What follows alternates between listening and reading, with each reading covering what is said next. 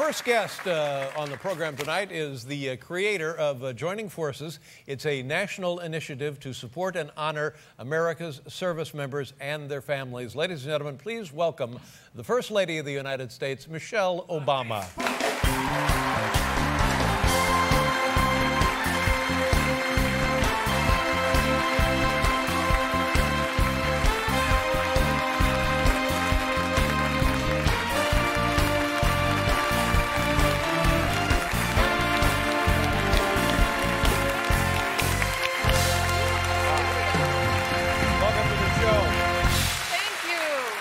Fantastic.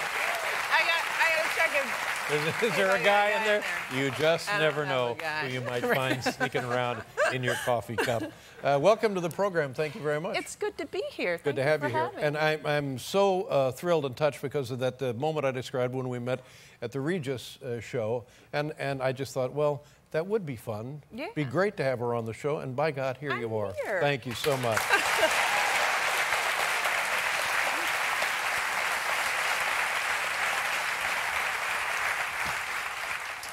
How are things at the White House, okay?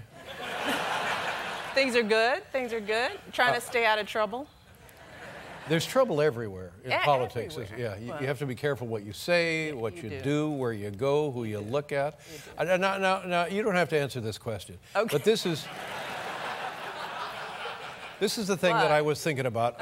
I have conversations with my wife. Mm-hmm. Paul has conversations with his wife. Yeah. Married men and women have conversations all the time, tend to talk, mm-hmm.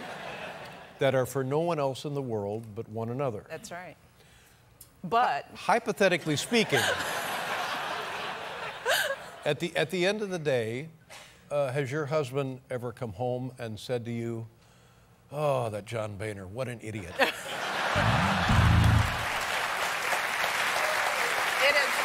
has never happened. Never. He is always upbeat, particularly about Congress. Yeah, well, how can you not be upbeat? Now you can't go anywhere. Can you go anywhere? I can't go anywhere. Yeah. No, I can't. But if you I can. Really, now if I get my little jaunts out. I can. Oh, you actually do. So if you said, "I'm going to the 7-Eleven to get a Slurpee or something," could you do that? I technically could. It would drive a lot of people crazy. Right. I've threatened to do it. Right. I do it all the time. I said, "I'm walking out that door. I'm walking out. I'm leaving." And you see people talking in their wrists. Is she kidding? I'm going to do it one day.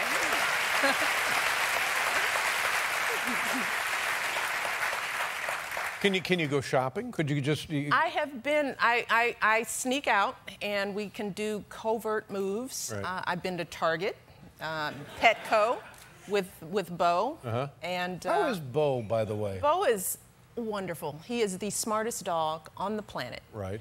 He is my son. I have 2 girls and a boy. Now, is it a Portuguese water dog? It's a Portuguese water dog. Now, I've only known one of these Portuguese water dogs in my life, and they're a little loopy. No, they're not. Can he be a handful a bit? No, he's a very sweet dog. I'm not being biased. He is really a good dog. Right. He's very well-mannered. He's very even-tempered. He has a very busy schedule. I mean, appearances. I'm thinking about getting him an agent. Again, none of my business, but I have a dog myself, and you can kind of get into a let me just say, digestive rhythm of the dog. Yes. And when it's time for Bo to, how does that happen? His business. Yeah. He goes out. Usually, the girls take him out. There are a number of people who are willing to take him out. He usually will tell you. Yeah. Though I know. I'm not. I mean, he doesn't talk. Right. But he will come up and he'll put his paw on your leg and he kind of nudges you. And then you're like, "What do you want?" And then he gets excited and you say, "You want to go out?" And then he starts barking. And he goes, yeah. And is this He's very smart. Is this what Biden does?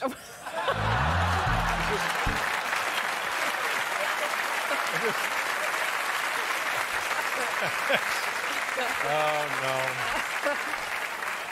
No, he does not. That's my Target run. I went to Target.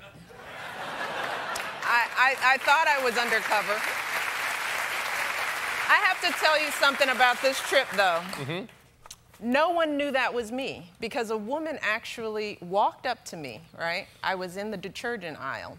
And she said, I kid you not, she said, "Excuse me, I just have to ask you something." And I thought, oh, cover's blown. She said, "Can you reach on that shelf and hand me the detergent?" I kid you not. And the only thing she said, I reached up, because she was short, and I reached up, pulled it down. She said, "Well, you didn't have to make it look so easy." That was my interaction. I felt so good. Had no idea. She had no idea who I was. I thought as soon as she walked up, I was with my assistant, and I said, "This is it. It's over. We're going to have to leave." She just needed the detergent. How are your daughters? They're great. Yep. Thank you for asking. Is it 13 and 10? 13 and 10. 13 and dun, 10. Dun, dun, dun. You have music for that?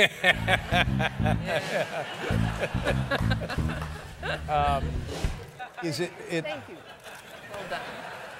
I wanted to ask you something. When my son was born, I knew nothing about what you do when a kid is born. And people would reassure me by saying, well, they're either hungry or they need to be changed. Mm-hmm. And so I lived by that. That was my That's all you did for the kid? I knew that's what Have you progressed since then? No. No? No. But I tell you, we're now in a land where nothing makes sense. Everything with my 8-year-old is an argument. Now, is it me, or did you go through this? Are you going through this? No.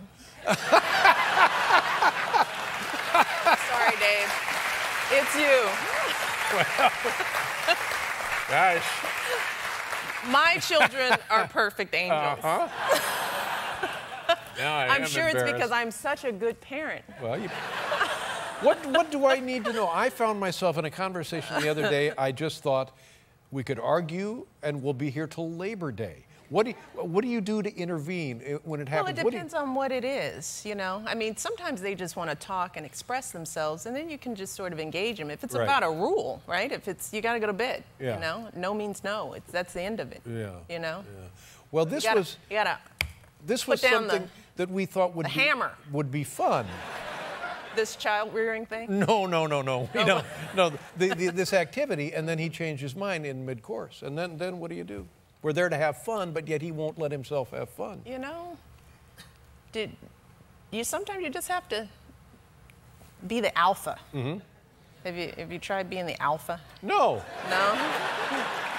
Do I look like an alpha? You're not an alpha? I don't know what to tell you, Dave. Tell me, I know that your mother lives as part of the family, and tell me about your father. What kind of parents were they? What did you learn about the family and parenting experience from your mother and father? Oh gosh, everything. My father was a working class guy. He was a stationary fireman, was a pump operator for the water filtration plant for the city of Chicago, and we grew up on the south side, little bitty apartment. I mean, when my brother and I go back now, we can't believe that all 4 of us lived in this sort of half 2-bedroom apartment, 1 bathroom. We were a very close family. My father had multiple sclerosis, and I never knew him to be able to walk. But my dad worked so hard, and he loved us so much. And I think from him, I learned just absolute, complete, unconditional love. The notion that kids really don't need anything but to know that their parents adore them. And I think that's the greatest gift they gave us, just their constant support and, you know, stability. And that's really what we try to instill in our girls. I mean, you talk about raising kids, it's just really, you know, we had rules, we had boundaries, but there wasn't anything my dad wouldn't do for us. And don't make me cry. No. This isn't Oprah. It's supposed to be Letterman.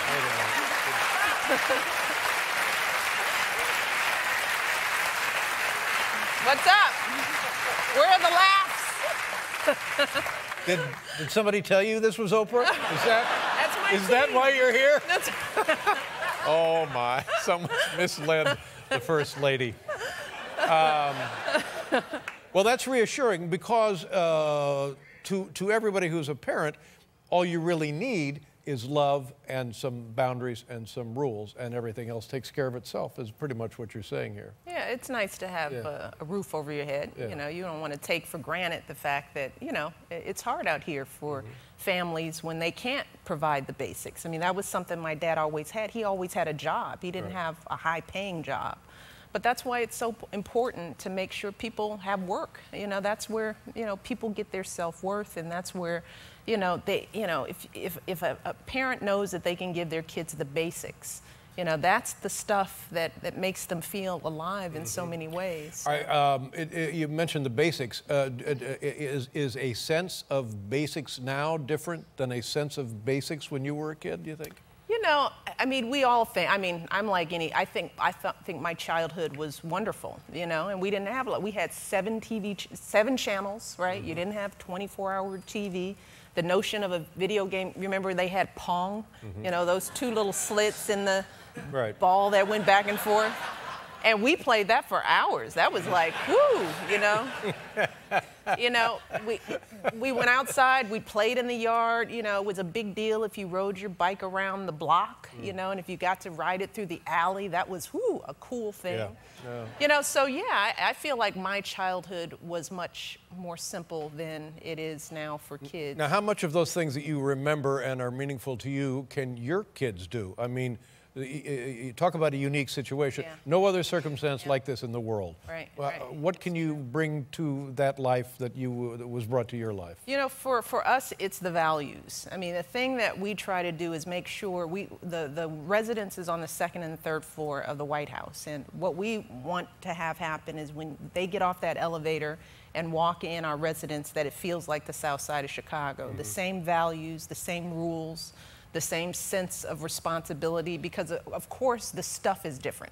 There are butlers walking around, you know? I mean, we didn't have that, you know? So Barack and I really do work hard to, you know, figure out how do you create those values in this other world that we know nothing about. Yeah. And, you know, we try to make sure the kids have chores to do. It's how they talk to us. It's how they talk to other people. You know, it's kindness, it's empathy, it's respect. Those are the things that, you know, we can give them, and we remind them that that's more important than anything that they'll have. Right. And then we take their stuff away if they don't do it. Give me that.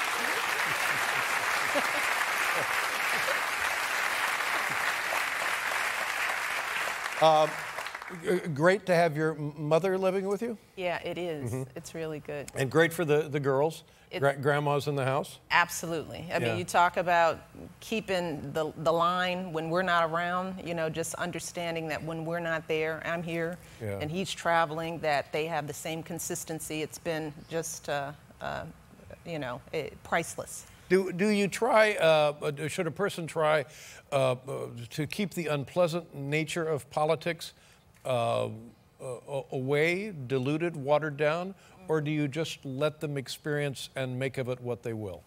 A little bit of both, you know, because, you know, our youngest could care less. You know, she's still at the age where she is not turning on the news, doesn't know what's going on in Congress. Our oldest daughter is far more, you know, she's a very precocious, very smart kid, and she knows what's going on, and she understands the issues. So you just have to sort of take her where she is, and she will ask questions, and she will, you know, that's why dinner times are so important for us. 6:30, no matter what, we have dinner together as a family. That's been the beauty of living in the White House, because before this, Barack was in Washington, he was in Springfield. We would see each other on the weekends, and now we have dinner every night, and that's where we really get to talk about things. I mean, Malia will ask Barack to explain macroeconomics and what's this job. You know, it's amazing what this kid will ask, and you know, you take her where she is.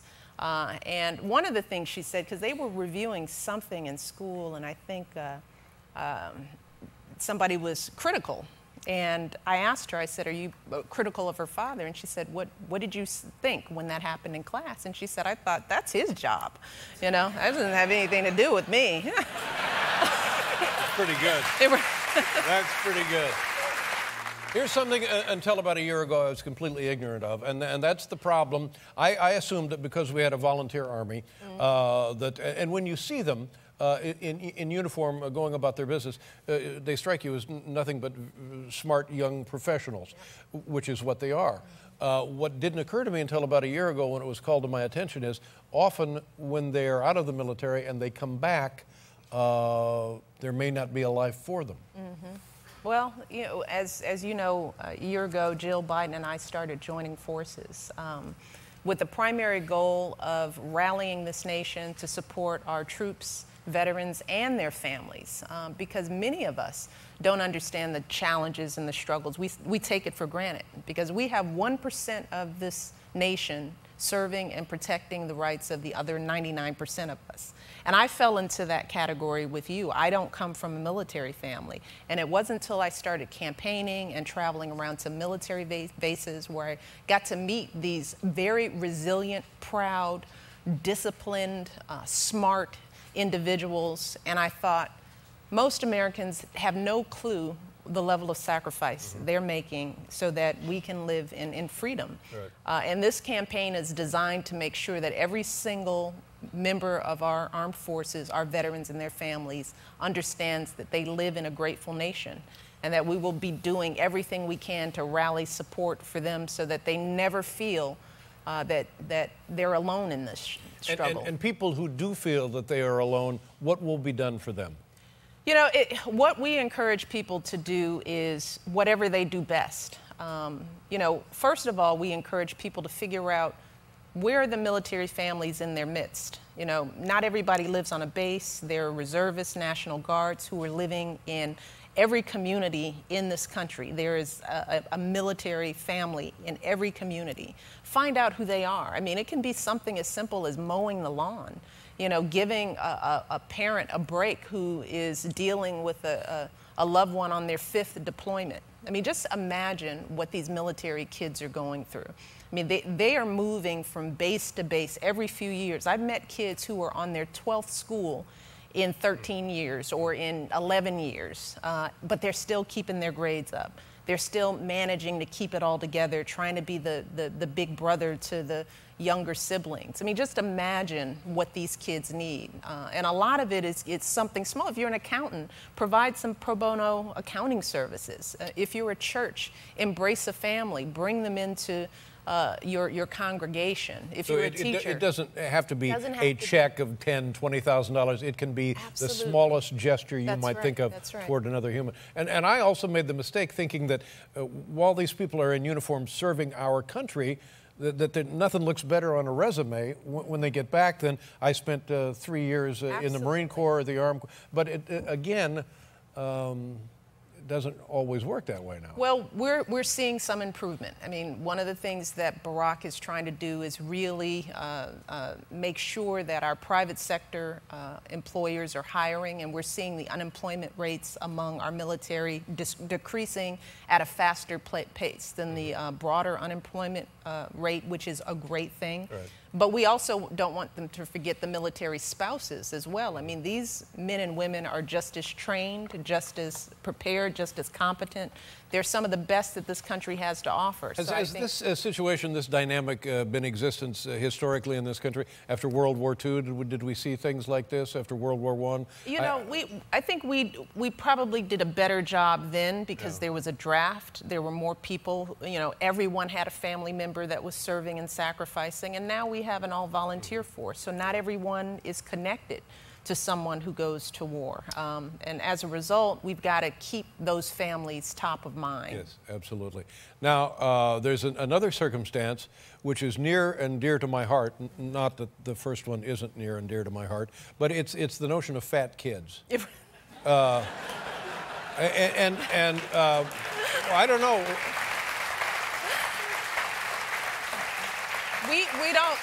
We don't talk in terms of weight, Dave. We talk in terms of health. Health, right. These, so they're not fat. What are they?